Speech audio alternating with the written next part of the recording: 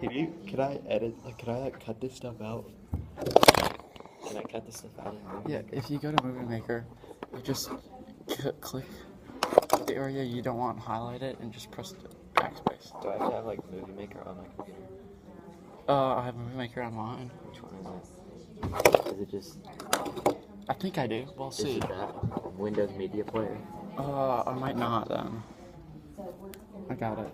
Wait, let's see. The school computers have Movie Maker. You have to pay them. Let me see. I don't know if Windows Movie I Maker. don't have that. Yeah, well. Windows Media Maker. Oh. You have it. Windows Live Movie Maker. Where? I don't know if I have that. I think it comes on. If it's free, or if it like comes on the computer. Yeah, the computers at school have it. I don't know if this is the one I wanted. There's one that's like, I don't know. You should just... The school computers have what I'm looking for. I could like download it to my computer, and then I could It email might it. cost money if it does. Maybe we could come in really early in the morning. Or I could like, I don't know.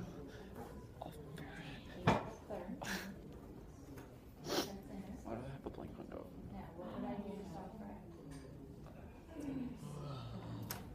Okay. Like you can see me.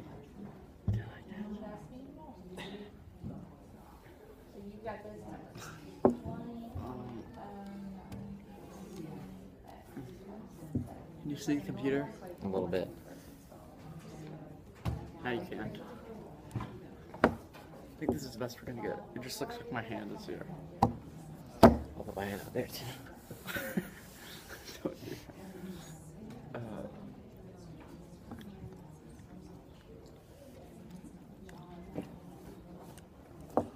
You go first. Let me on.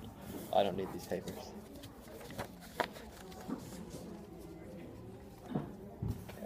By the way, right here, I interrupt you. Right there. I interrupt you at the end, and then you interrupt me at the PR. But don't go too quickly. Okay, I'm good. Alright.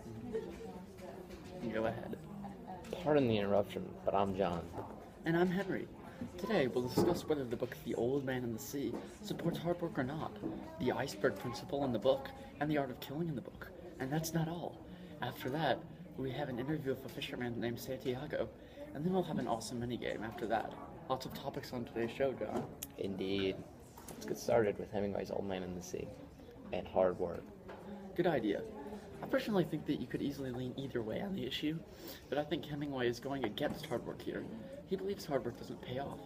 I mean, he spends 60-plus pages on an old guy, Santiago the fisherman, catching a huge fish to sell for food. And despite that, guess what? He loses the fish by the end of the book, with nothing but a skeleton to prove his catch. And he ruined his hands, lost a knife, got a bunch of bruises, lost his harpoon, and got the whole community scared that he was lost to sea or drowned. He's saying hard work doesn't pay off, period. I have to go against you on this one. He did get something. He gained others' admiration and... No, he got a heap of bones instead of lots of meat and even more... Let me finish. He didn't gain what he could have, but at the same time, he did gain something.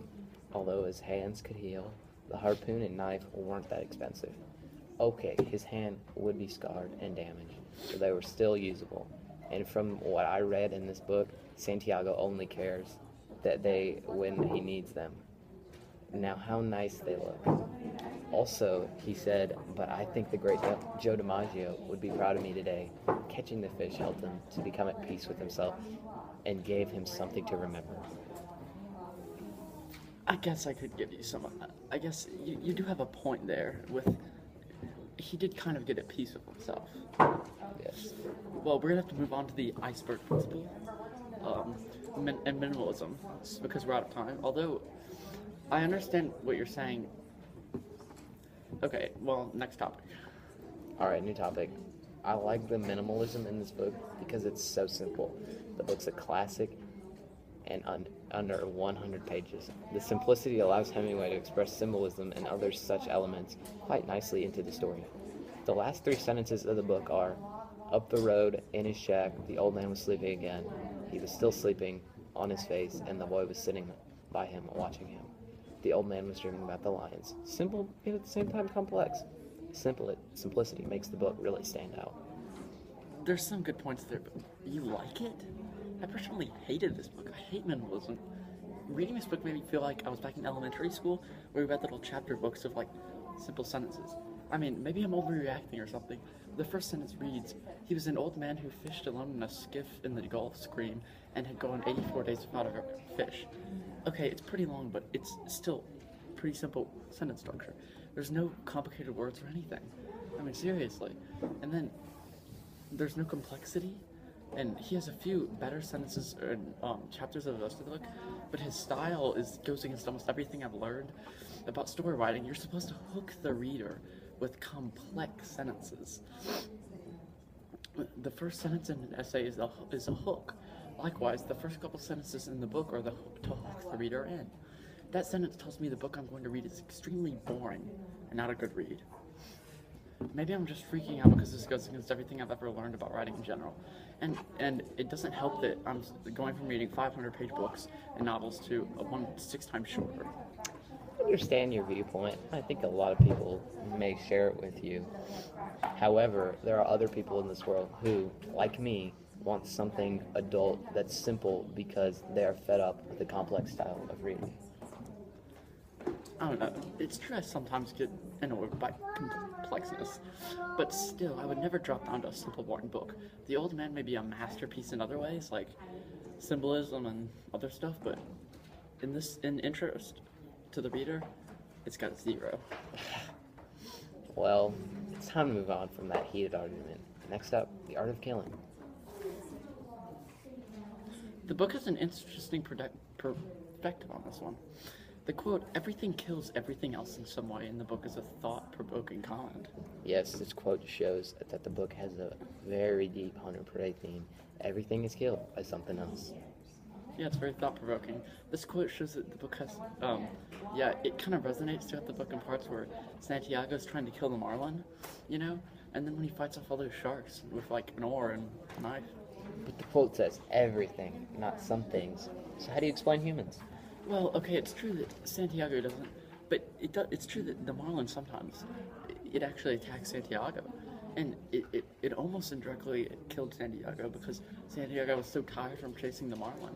And he was, like, feeling almost dead. He was lucky to survive the hunt, that fishing trip. True, but he voluntarily hunted down the marlin. He could have just let the fish go at the beginning. He wasn't starving. Yes, he hadn't caught a fish in a while, but it wasn't like it's life or death or anything. Yeah, but still, it wasn't life or death, but at the same time it was, because he did it anyway. So, interesting points there. Yeah. Good points. That's all we have to say for now. See you after the commercial break, in which you see a motorboat ad. How long is that?